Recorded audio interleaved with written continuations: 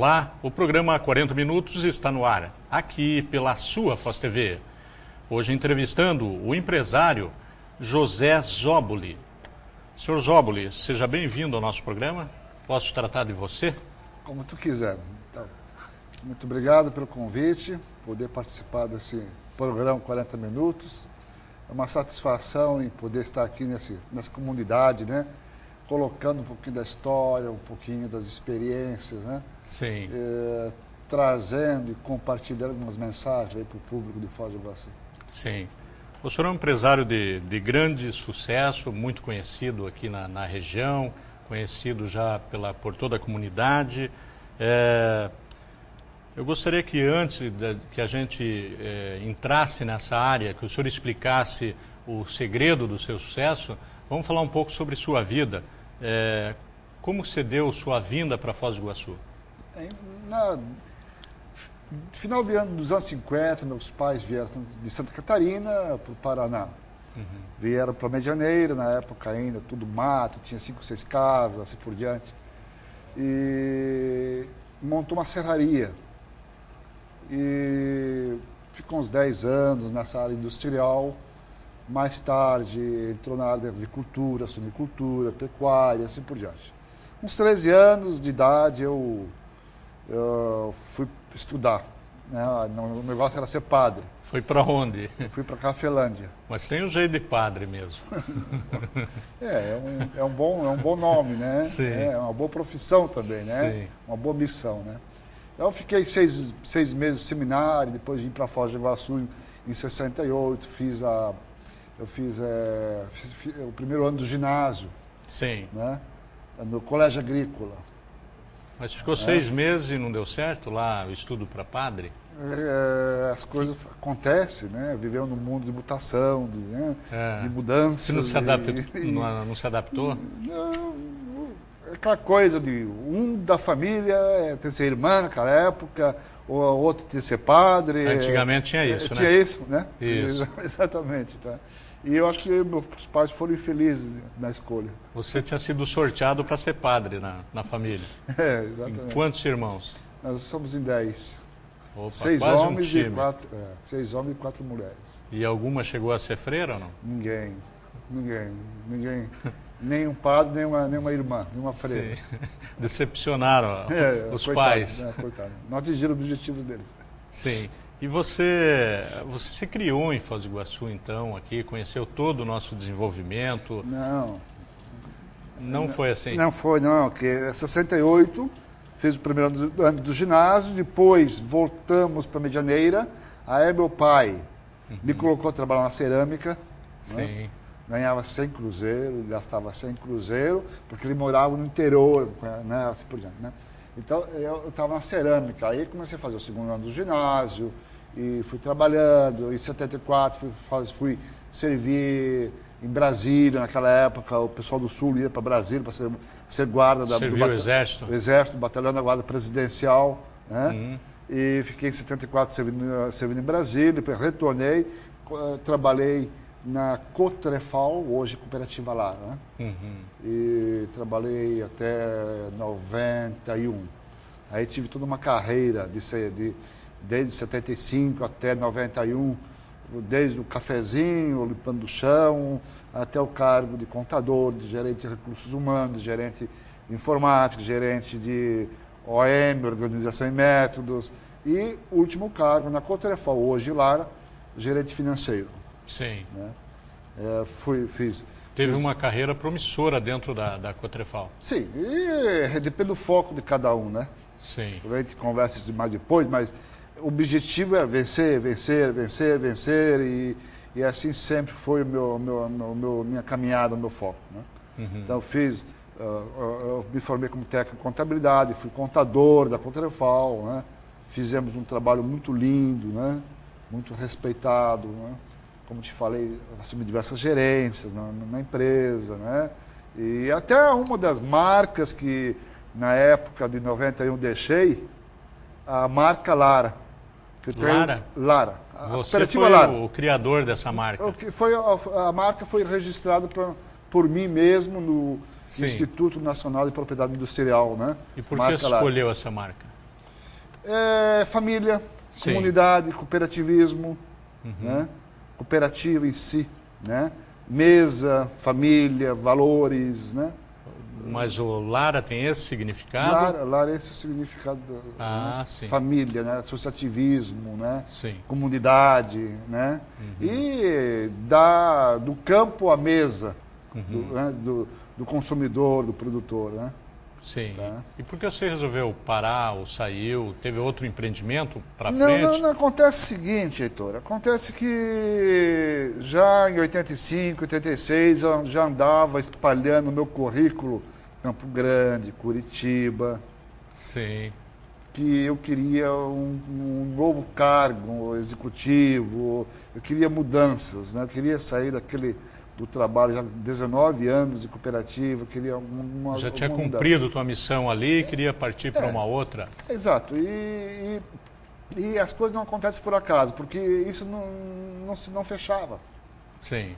Aí em 88 comecei a abrir uma encadernadora em Medianeira.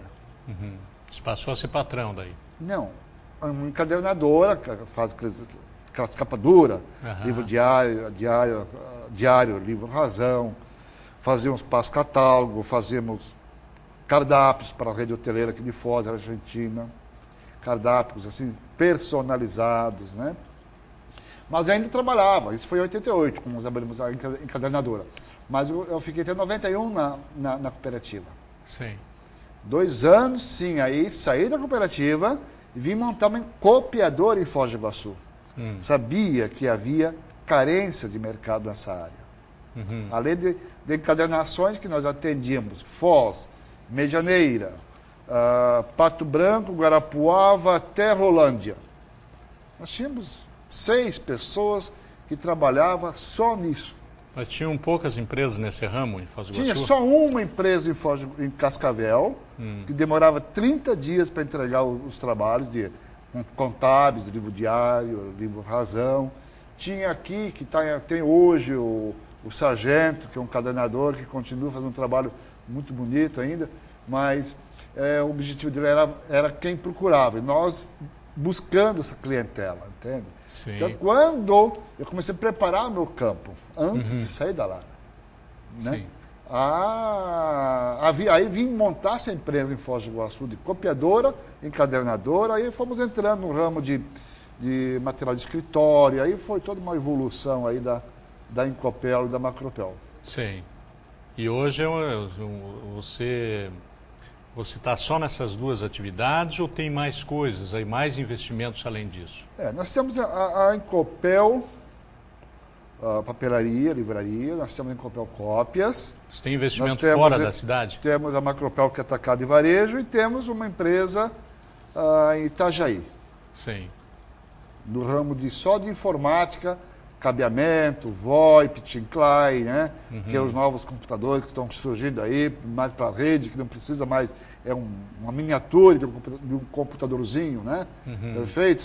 Em rede você não precisa mais ter aquele gabinetão que você tem na sua mesa, né? Sim. Um aparelhinho lá que basta para interligar em rede. Estamos em Itajaí lá, como empresa já com 300 e poucos metros quadrados e uma equipe de 14 pessoas, né?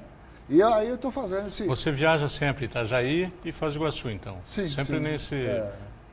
Estruturando lá, organizando, estruturando. Né? E qual cidade você gosta mais?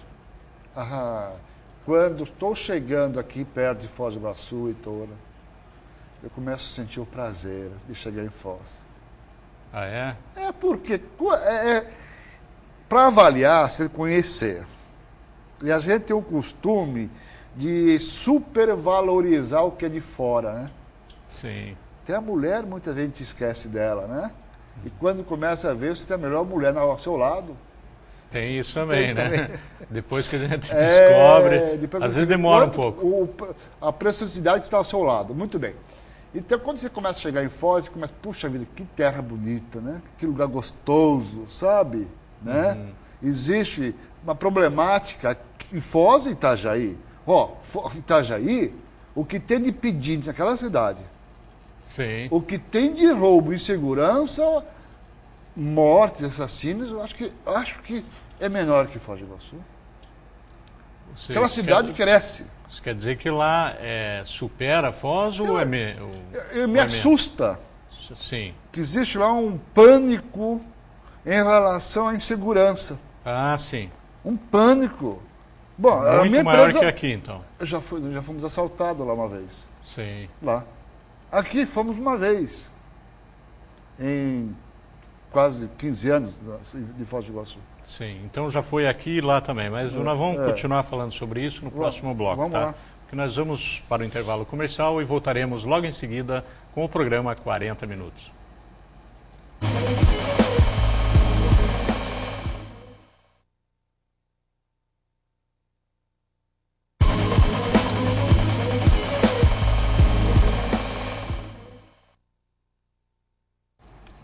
O programa 40 Minutos está de volta agora com seu segundo bloco, hoje entrevistando o empresário José Zoboli.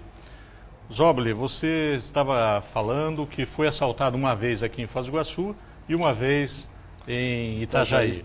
Como é que foi isso? Foi traumático ou não? Qual foi o melhor assalto? O melhor. Foi tudo assalto, assim, de quebrar a vida, entrar na empresa, de madrugada. Foi na empresa, então? Foi na empresa, só... E, na verdade, sempre foi pouca coisa. Nada traumático que você esteja sofrendo hoje em dia? Não, absolutamente, absolutamente. Até ao contrário, serviu de experiência e na busca de soluções para evitar esse tipo de acontecimentos. Porque depois que você passa, você nunca mais esquece e procura solucionar, né? Solucionar, busca, né? Meios. Você falou que nasceu em Santa Catarina, mas não falou a cidade. Qual é a cidade? A cidade é conhecida pelo mundo. Como é que é o nome? Trombudo Central.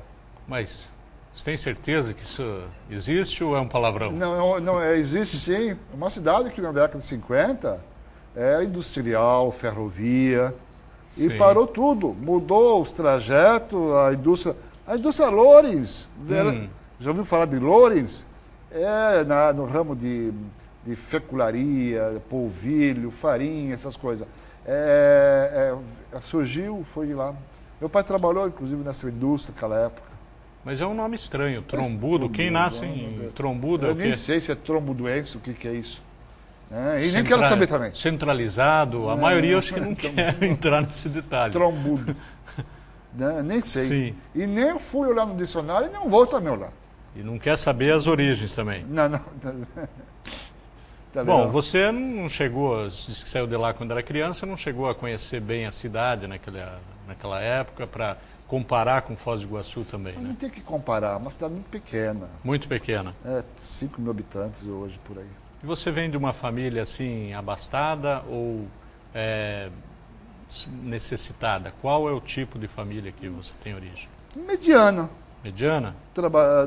Da roça, lá de Trombudo Central. Meu pai foi carpinteiro, né? Meu pai trabalhou, antes de ser carpinteiro, trabalhou nessa indústria de féculas, né? Veio para o Paraná desbravando essa mata aí, montando uma serraria, teve muito sucesso, progresso, entrou no ramo da avicultura, suinicultura, né? Lavouras, né? Criou 10 filhos, né? Um homem muito correto, trabalhador, pontual, sabe? Minha mãe da mesma forma, né? Então, digamos assim, uma mesa farta. Sim. Tanto de alimentos, como da mesma forma de valores pessoais, né? Valores, honestidade com as coisas, né?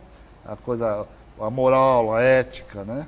Em relação a isso. Já que você falou em valores pessoais, valores morais, qual é a sua filosofia de vida? Trabalho, honestidade, né? O aprender, mas plantar, compartilhando com as pessoas, com o grupo que está ao seu lado, principalmente as pessoas, nossos colaboradores, né? A gente tem um centro de treinamento dentro da empresa, trabalhamos na área de desenvolvimento pessoal, né? Trabalhamos com as melhores ferramentas na área de gestão empresarial, né? E aquela coisa de plantar, compartilhar, de fazer com que as pessoas tenham um foco, tenham um objetivo, tenham um plano pessoal, que elabore seu próprio planejamento pessoal de vida, focando, porque você está na floresta sem bússola, você está no mar sem nenhum meio de comunicação, se você está em qualquer lugar, numa estrada sem fim, se você não tem um ponto de orientação, um plano de ação, você acaba se perdendo na caminhada, né? Você padece. Da mesma forma, nossa empresa que trabalha também em cima de planejamentos, né? De planos de ação, né? Departamental, empresa, né? Gerencial. Hoje você é um empresário de sucesso. Você passou por momentos difíceis para chegar nesse ponto? Uma coisa muito interessante. Difícil, não. Mas o nosso pai, o meu pai, sempre foi um homem muito duro, né? Determinado, trabalhador, correto. Nunca pagou uma conta atrasada e a minha empresa também nunca pagou. Sim. Da mesma forma, né? Correto. E sempre fez com que os filhos vivenciassem uma caminhada baseada no trabalho, né? Na busca, sabe? Nada de coisa dada, beijada, sabe? Lute, lute, lute, né? Sim. E isso foi com que a gente teve realmente de buscar e lutar, como falava antes. No segundo ano do ginásio, eu ganhava 100 cruzeiro e gastava 100 cruzeiro em pensão, só na pensão. Não tinha dinheiro para comprar um chiclete, não. Para tomar uma Coca-Cola. Foi uma época difícil da sua vida. Difícil porque ele nos levou dessa forma. Segurou. E tanto é que ele não usava dinheiro, às vezes, quando eu estava estudando aqui no Colégio de Foz do Iguaçu. Sim. Eu voltava para casa e devolvia, para não gastar tudo.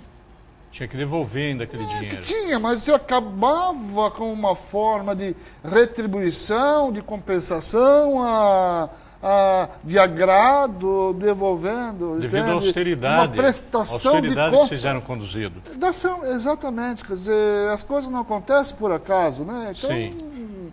Isso é bonito porque as coisas não acontecem, nada surge assim também aleatoriamente, né? Claro.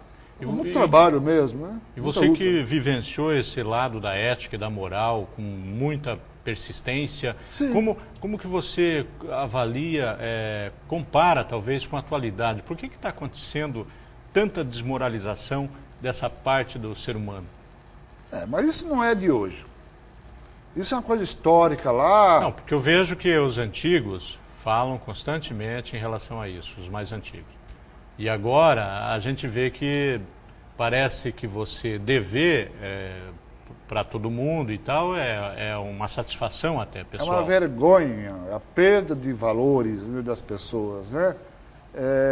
Esse mundo mercantilista que leva a especialidade das coisas. Veja bem, pega a medicina. Ela tornou-se especialista em setores. Eu não estou contrariando isso, estou fazendo um comparativo. A busca da especialização levou à perda da generalização do todo, da forma holística das coisas, aonde você passou a ser mecanicista, mecânico, perfeito? As relações familiares, as relações empresarial, as coisas se transformaram. Esse problema não é problema de hoje, é problema lá da antigamente. Tanto é que, falei, um dos precursores, lutadores da ética, Kant. Sim. Prussiano, né? O alemão, Kant. Ele foi... Não foi Kant, não. O Sócrates foi condenado a beber veneno como justificativa de que ele seduzia a juventude.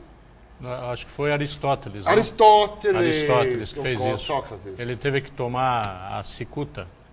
Não foi isso? Exato. A justificativa foi essa. Porque ele defendia as leis morais, a ética. Exato. Correto? Sim. Né? Bom, lá antigamente, como Jesus Cristo também defendeu muito a ética, Kant e tanto outros precursores. Bom, então isso é coisa já lá do mundo. Como as guerras do passado sempre foram por expansão e dominação. Lembra as guerras dos soldados, aquela toda, expansão territorial? Hoje nós temos as guerras aí do domínio de certos países, Estados Unidos, quer dominar o teu pão, né? Dominar a Amazônia, dominar os países aí, por aí afora, né? E tá com a cola no meio a cola porque ele, para combater a Rússia, é muito mais fácil nessa explosão atômica aí, né? A Rússia matar muito mais gente dos Estados Unidos, por concentração populacional, do que um país como a Rússia, com cento e poucos milhões de habitantes, 156 milhões de habitantes, né? Que não tem concentrações. Sim. Os impactos, então, nos Estados Unidos, muito maior, né? O impacto social é muito grande. Da guerra, assim por diante, né? Mas nós vamos para mais um intervalo comercial e voltaremos logo em seguida com o programa 40 Minutos.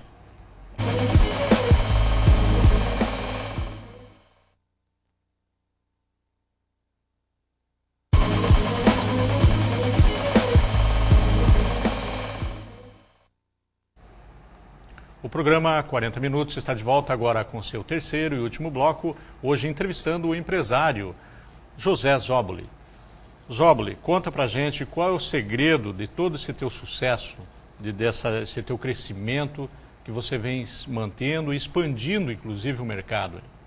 Primeira palavra, moral, ética, que é um sinônimo. Sim. Valores, trabalho, pontualidade, estudo.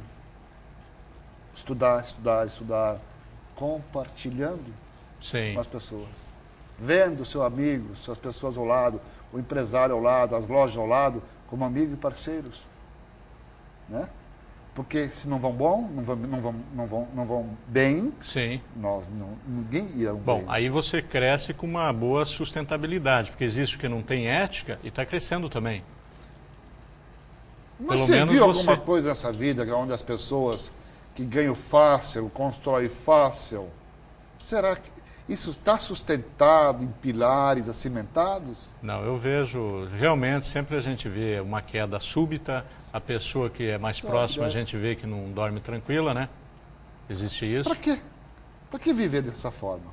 Sim. Para que ficar mentindo que hoje não tem talão de cheque, que hoje, porque amanhã, passa amanhã, porque volta amanhã? Tu viu alguém crescer, evoluir? Não. A gente trabalha em cima de gestões, formação de pessoas na nossa equipe, o desejo que as pessoas amanhã tenham sua própria independência, se quiserem. Monte sua empresa, como muitas das pessoas que trabalham conosco, uns estão do Paraguai, outros estão em Medianeira, outros estão em Curitiba, outros estão com um grande empresário aqui em Foz do Iguaçu também. Construíram suas empresas de nome que trabalhamos juntos. Sim. Perfeito? Juntos. Então, trabalhamos em cima de ferramentas de gestão. A nossa empresa foi 2 vezes classificada no Paraná como no Prêmio Sucesso Empresarial, baseado do Sebrae, os 8 critérios da excelência, né, que trata da liderança, do planejamento, de resultado, de pessoas, né, e da sociedade, da responsabilidade social, que a gente trabalha isso já há anos em cima disso aí, né? Perfeito? Então, em linhas gerais, o segredo todo é trabalhar, estudar. Fiz faculdade, fiz 2 pós-graduação, fiz mestrado. Perfeito? Tenho meu planejamento individual em fazer posteriormente um doutorado. Você fez faculdade do quê? Eu fiz tecnologia e cooperativismo. Sim. Em Juí. Depois, pós-graduação em administração financeira e pós-graduação em ciências contábeis e mestrado em engenharia da produção, com foco em gestão ambiental e gestão da produção. Na gestão da produção, minha dissertação de mestrado foi o tema que escolhi, foi na área de pessoas, gestão de pessoas, com o título de um modelo de avaliação de desempenho das pessoas baseado nas competências, né? Competências, atitude, conhecimento e habilidades em relação ao desempenho esperado e desempenho realizado. Então, esse foi todo o trabalho do meu mestrado, da minha dissertação de mestrado. E a pessoa, ela, que nem você falou, um dos segredos do sucesso é ter ética, ter moral para poder manter uma sustentação de uma empresa. A pessoa tem isso. E como conseguir todo esse teu entusiasmo que você mantém? Você tem religião? Tenho. É fundamentado em religião? Não. Como é isso? Não, porque eu sou um garimpeiro, proativo, Sim. empreendedor. Eu sou mesmo. Eu luto, estou buscando. Tanto é que nessa área, eu já fui em muitas igrejas adventistas e ortodoxas e assim por diante. Sim, para um Participar conhecimento. Conhecimento, ver e sentir, curiosidade. Né? Sim, mas você falou que é um garimpeiro, então você mantém um entusiasmo fazendo da vida um jogo, buscando coisas novas, é isso? Não, buscando satisfação, o desejo de aprender, de se conhecer, de vivenciar, formando uma bagagem, né, ampla, em termos assim, dos diversos ramos da sociedade, do saber. Muitas pessoas, quando chegam na sua idade, falam: ó, eu daqui uns dias não quero tô mais velho? trabalhar. Não, você não está velho, mas assim bom. você tem a minha idade, mais ou 51 menos. anos. Tá? Então, chegam e falam: ó, eu não quero mais trabalhar. Você pretende se aposentar?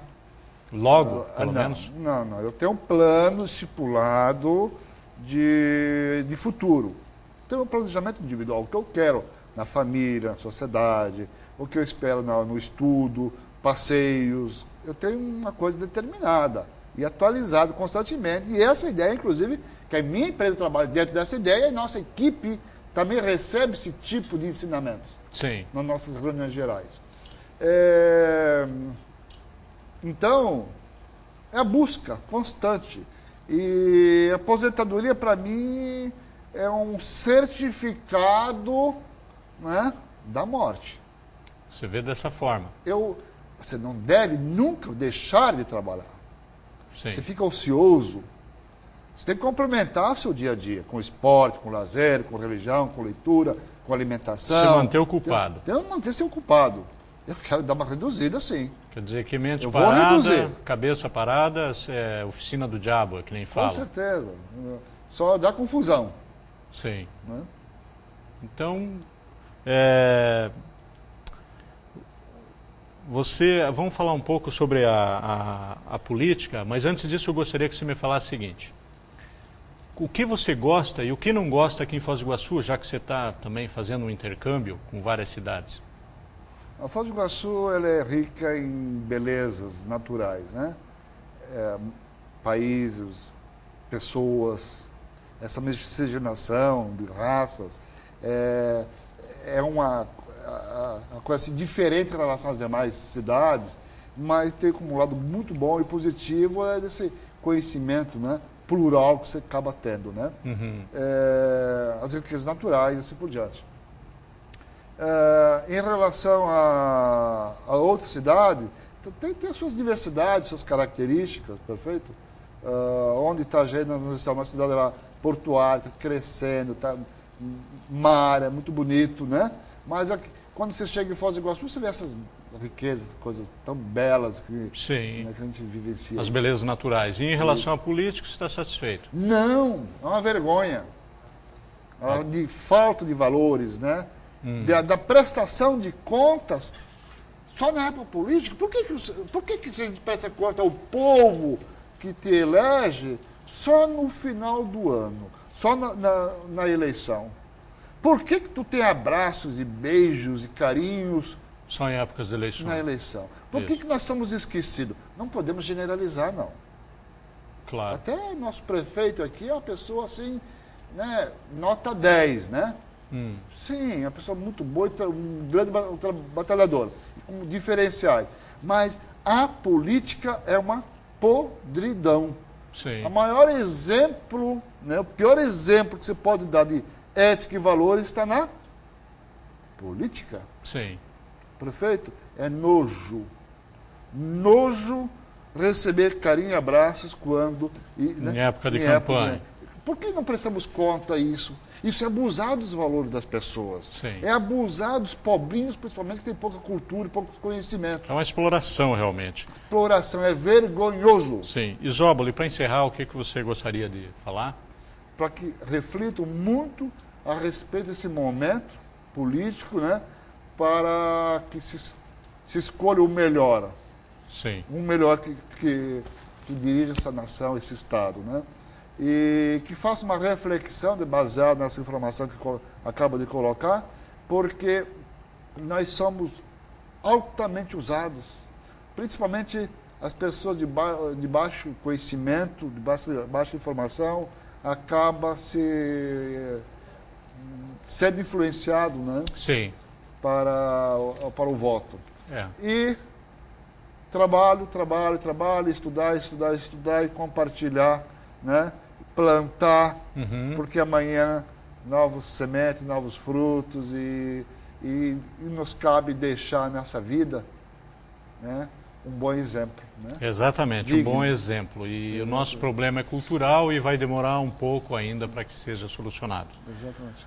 Agradeço a presença em nosso programa. E o programa 40 Minutos termina aqui. Obrigado pela teleaudiência e um teleabraço para você. Espero que ainda dê tempo de dizer que andei errado e eu entendo. As suas queixas estão justificáveis e a falta que eu fiz nessa semana, coisas que pareceriam óbvias até para uma criança. Por onde andei enquanto você me procurava, será que eu sei?